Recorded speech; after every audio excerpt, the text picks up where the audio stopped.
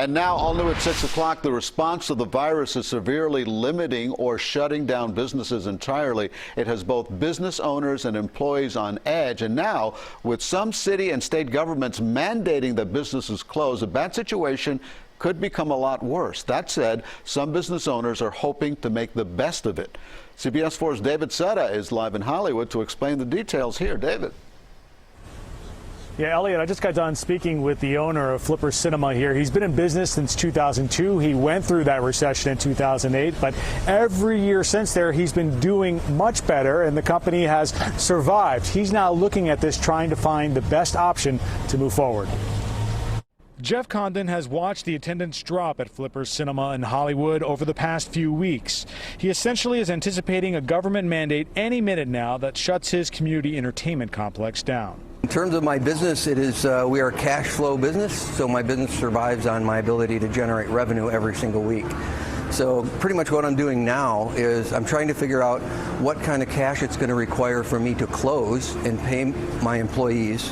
The fallout is exactly what you'd expect, layoffs and uncertainty. But in this moment where most business owners would panic, he's not. Condon is looking at possibly taking advantage of being closed to do an expansion he's been contemplating for a while. I don't make a bold move and expand in this time. It's how do I make it where I can come out of it and still be strong. He's considering taking advantage of programs that Congress is rolling out to help him and employees and many small businesses. Over the weekend, the House passed the Coronavirus Relief Act that provides for free coronavirus testing, expanded funding for food security programs, and most importantly, emergency family and sick leave for corona-related leave.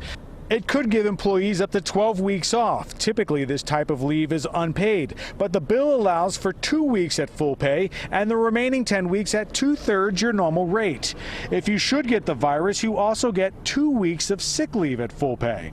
All of this paid by the employer up front, but the government will reimburse companies with tax credits. Florida International University professor Mark Weinstein says these provisions apply to even independent workers like Uber drivers. Under the proposed legislation, individuals could document that they've been an Uber driver. They show past income. They also have to further document that indeed they're out of work because of a self-quarantine or because they're actually sick or caring for somebody. And they too would receive compensation in the form of sick pay. This goes in that category of unprecedented. Basically, we've never seen any kind of package like this before. A lot of people looking to this to see it pass. However, things are now stalled in the Senate.